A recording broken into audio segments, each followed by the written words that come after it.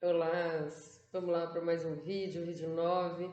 Nós já falamos sobre a introdução, já falamos sobre a parte um política, que é uma segunda introdução, nesse volume que eu já expliquei como ele é estruturado.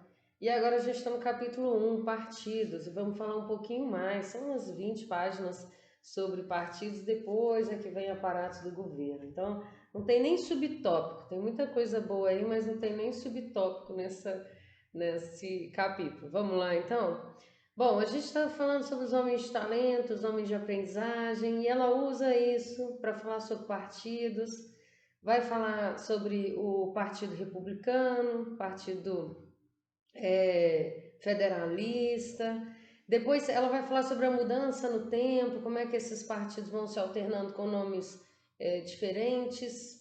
E é interessante que a Martineau vai dizer o seguinte, que o nome aí ele está importando pouco. Em diversos momentos, ela vai fazer uma comparação sobre como esses partidos eles têm uma substância que é comum, né?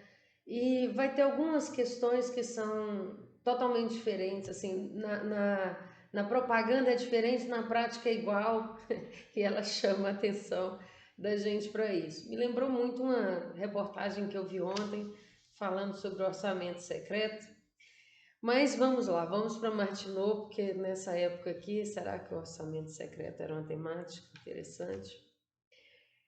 A Martineau começa assim na página 46, em que ela vai continuando falando sobre os homens de aprendizagem, né, e os homens de talento. Ela vai introduzir o tema do sufrágio universal. E é interessante que ela vai sempre colocar diálogos. Quando ela quer chamar a atenção do leitor, ela reproduz diálogos como ilustrativos daquela temática que ela está debatendo. E são sempre diálogos em que ela aparece quase encurralando os homens.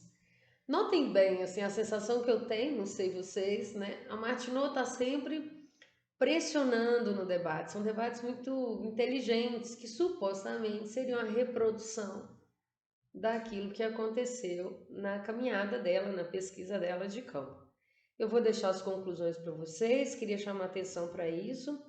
E se a gente conseguir chegar mais adiante um pouco, aí nós vamos falar sobre as constituições, né, o que ela chama de constituições norte-americanas. Ela vai falar sobre como é que essas constituições elas aparecem em momentos de crise. É interessante que a Martineau fala assim: primeiro veio a crise, depois veio o alarde. E agora só na terceira tentativa é que eles deram certo, né? Vai estar falando sobre a democracia americana como uma construção da experiência. Isso é muito interessante no texto, mas depois ela vai problematizar isso também. Bom, já fiz a introdução de 3 minutos, eu acho que é suficiente. Vamos continuar debatendo esse texto aqui. A minha voz não está muito boa, eu peço desculpas a vocês, mas é porque eu passei uma semana com Covid e isso certamente interfere. Mas eu acho que a gente vai conseguir fazer uma leitura tranquila. Vamos tentar, pelo menos?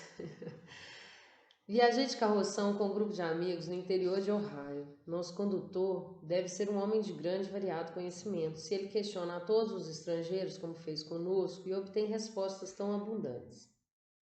Ele nos contou onde e como vivia, seus 9 filhos, de suas filhas alfabetizadas, e o esforço que tinha para levar livros para elas. E de suas esperanças em sua garota de 14 anos, que escrevia poesia, a qual ele mantinha em segredo para que não fosse mimada. Ele nos contou que raramente deixa seus dedos tocarem um romance, porque a consequência sempre é que seus assuntos estagnam até o romance terminar. Entre aspas, e isso não combina, fecha aspas. Ele recitou para nós, entre aspas, feliz o homem cujo desejo de cuidado, fecha aspas, do Papa, etc. Dizendo que combinava exatamente com sua ideia.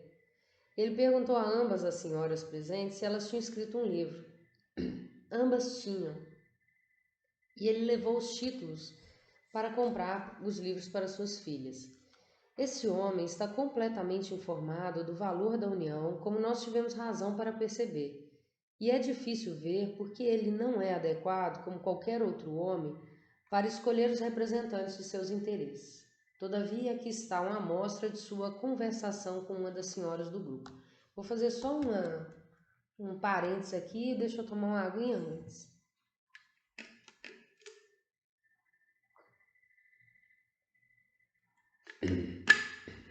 Bom, gente, vejam que fica claro que ela está viajando com outras mulheres também escritoras. Mas não é que ela está viajando, fazendo toda a viagem, não. São vários trechos que ela vai relatando. Aqui ela não está nessa fase ainda. No próximo livro, que eu espero publicar em 2023, né, vai depender desse patrocínio dos outros dois, para que eles se paguem para poder produzir o próximo. Ela vai contar detalhes de companhias, mas ela não fala nomes, salvo alguns que ela quer elogiar. Então ela vai falar sobre como ocorrem essas trocas, né? Eu tô um carroção com amigos de Nova York, amigos não sei o que, amigos, um casal, um filho, ela vai relatando esses tipos de companhia. Então notem, aqui ela fala que quando o condutor do carroção pergunta para as senhoras se elas eram escritoras, ambas tinham escrito livros. Então ela deixa isso bem claro, mulheres escrevendo livros, além dela. Então são 3 no carroção. E ela fala, olha como esse cara é instruído, olha como ele lê, olha como ele interroga os estrangeiros, quem ele conduz. É um mero condutor que fica ali coletando informações e que debate assuntos importantes, mas ele é um mero condutor de carroça, né? Então, vejam como ela está instigando a discussão sobre o sufrágio que ela acabou de anunciar no final desse parágrafo. E aí ela diz o seguinte, aliás, ela abre o diálogo, né? Abre aspas. O livro que você escreveu foi sobre filosofia natural, madame? Fecha aspas. Aí a resposta. Abre aspas. Não conheço nada sobre filosofia natural, fecha aspas. Aí vem o comentário do condutor, entre aspas. Por que uma senhora fez bem isso bem? Acertou, senhorita Potter, você sabe. Fecha aspas. Qual senhorita Potter? Ela escreveu Tadeusz of Warsaw, você sabe, ela se saiu muito bem. Fecha aspas. Aí volta Martineau. Como um caso antagonista, tome as lamentações de um cavalheiro de uma posição muito distinta em uma ação altamente aristocrática da sociedade. Lamentações sobre a extensão do sufrágio. Então ela mostra o carroceiro que lê, né? E que está lá mostrando para uma escritora sobre um determinado trabalho, perguntando para ela sobre filosofia natural e ela não sabe. E vai mostrar agora como é que um cavalheiro, que a Martineau sempre destaca, um cavalheiro, que ela não faz isso elogiosamente, ela faz como classe, né, distinção de classe, e diz, esse é um cara bem estudado. Se esperava dele uma determinada posição, embora o discurso seja outro. E aí ela começa esse diálogo, entre aspas. Que enormidade é que tal homem como juiz lá não deve estar em um nível mais alto na política do que o homem que prepara seu cavalo, fecha aspas. Aí abre aspas. Porque ele deveria? Eu suponho que ambos têm tudo o que querem, representação completa, e eles então suportam precisamente a mesma relação com o governo, fecha aspas, Martineau respondendo. E aí o cavalheiro, não, o juiz raramente vota por causa do seu cargo, enquanto seu criado pode talvez transportar 19 homens para votar como lhe agrada. É monstruoso, fecha aspas. E aí, abre aspas novamente. Parece monstruoso que o juiz omitirá seu dever político pelo bem de seu cargo, e também que 19 homens serão levados por um. Mas limitar o sufrágio não deveria consertar o assunto, não consertaria o assunto. Não seria melhor ensinar a todas as partes o seu dever? Fecha aspas. Então vejam, Martineau instigando, né, questionando a fragilidade do argumento do cavalheiro, que se coloca como se fosse uma verdade absoluta, né? E aí ela continua agora o texto, né? Deixe quem irá escolher entre o condutor do carroção e o estudioso. Cada um votará de acordo com sua própria visão, e o evento, a maioria final, provará qual é até agora o mais sábio. A imprecisão do antagonismo entre as duas partes é por algum tempo desconcertante para o viajante na América, e ele não sabe se será mais espantoso ou divertido para a aparente trivialidade das circunstâncias que despertam as emoções das partes mais fortes. Depois de um tempo, qualquer um sai do mistério e compreende uma causa substancial da dissensão. Desde o dia em que a primeira Constituição foi formada, tem existido alarmistas que falam de uma, entre aspas, crise. E a partir do dia, quando a segunda começou suas operações, o alarme, muito naturalmente, tomou seu assunto padrão a partir do fracasso da primeira. Então vejam, ela junta a discussão sobre sufrágio com a ideia do fracasso das constituições. A primeira crise falhou, aí vem um alarde porque a primeira falhou, e aí a segunda também falha, e aí vem a terceira tentativa. O primeiro governo geral chegou a uma posição através da fraqueza. A nação inteira se manteve em ordem até que uma nova fosse formada e começasse a operar. Assim que o perigo acabou e a nação provou pelo último possível teste, devidamente convencida das vantagens de ordem pública, o partido tímido se assustou com medo de que o governo geral ainda não fosse forte o bastante. E essa tendência, é claro, colocou a parte esperançosa a assistir, para que não se tornasse também forte. O pânico e o antagonismo atingiram o ápice em 1799. E é interessante que aí ela coloca uma nota de rodapé, que eu vou ler e vou chegar até o final desse parágrafo, tá? Mas a nota de rodapé diz o seguinte, é uma nota da autora, né? Jefferson escreveu em setembro de 1798, abre aspas, o mais previdente político não poderia, 7 anos atrás, ter imaginado que o povo deste extenso país pudesse ter sido envolvido em tal desilusão e tivesse tanto medo deles mesmos e do próprio poder, como para se render espontaneamente àqueles que o estão manobrando dentro de uma forma de governo, os ramos principais dos quais podem estar além de seu controle. Fecha aspas. De novo, em março de 1801, abre aspas, você entendeu que os movimentos revolucionários da Europa tinham sido forjados pela indústria e pelo artifício, dentro de objetos de terror neste país e tinham realmente envolvido uma grande porção de nossos cidadãos bem-intencionados, em um pânico no qual foi perfeitamente inexplicável e durante a prevalência do qual foram levados a suportar medidas das mais insanas.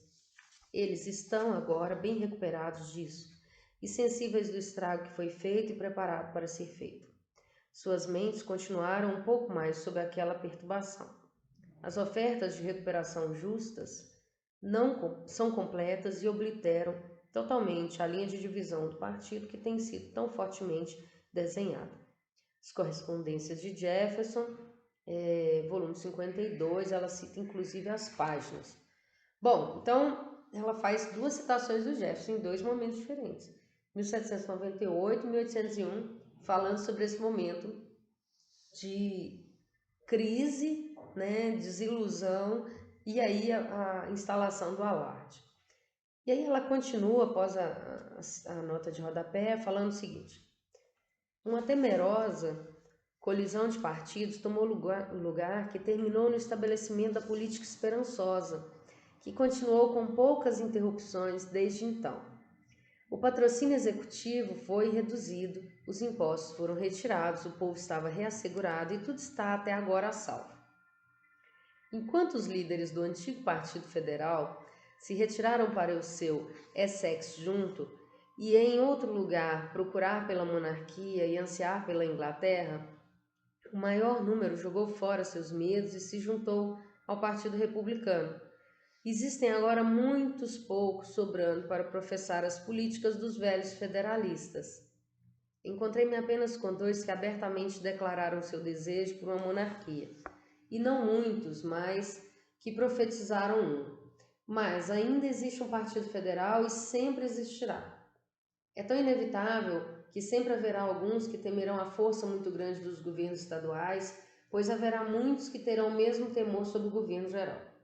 Em vez de ver nisso qualquer causa de desânimo ou mesmo de arrependimento, o observador imparcial reconhecerá nessa vigilância mútua a melhor segurança que o caso admite para os governos geral e estadual, preservando sua devida relação de um para com o outro.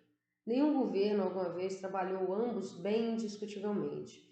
Um puro despotismo funciona indiscutivelmente, aparentemente, mas a massa de seus súditos não permitirá que funcione bem, enquanto tortura suas cabeças desde seus ombros ou seus proventos a partir de suas mãos. Ela coloca indiscutivelmente, depois entre parênteses, aparentemente, tá? E aí ela continua para fechar o parágrafo. O governo dos Estados Unidos é disputado a cada passo do seu funcionamento, mas a massa do povo declara que funciona bem, enquanto todo homem é sua própria segurança para sua vida e propriedade. Eu sei que foi um trechinho um pouquinho mais longo, mas eu acho que valeu a pena, né? Bom, a Martineau vai continuar nessa discussão, qual a diferença entre o Partido Federal, o Partido Republicano, como é que os federalistas perdem espaço, como é que depois eles chegam ao poder novamente, e como essa disputa vai acontecendo e como isso é inerente à democracia, né? Então, não é a tensão do conflito ou da disputa que descaracteriza a democracia, é a inexistência dele. E a gente vai poder falar um pouquinho mais sobre isso no próximo vídeo, o vídeo 10. Tá bom, gente? Um abraço para vocês e até a próxima oportunidade. Tchauzinho!